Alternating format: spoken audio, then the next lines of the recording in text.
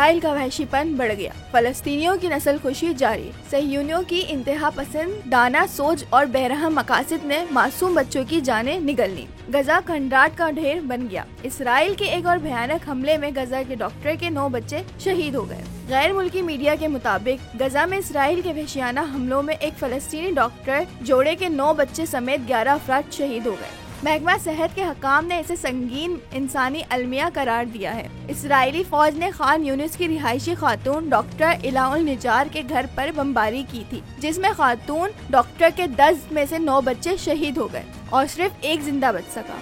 अस्पताल के शोबे अतफाल के सरबराह अहमद फारे के मुताबिक हमला जुनूबी शहर के नसर अस्पताल के माहिर अमराजुल तफाल के अलल निजार के घर पर हुआ। बमबारी के वक्त मज़कूरा डॉक्टर अपनी ड्यूटी पर थी। बच्चों की लाशें जब अस्पताल पहुंची तो दिल दहला देने वाले मनाजिर थे।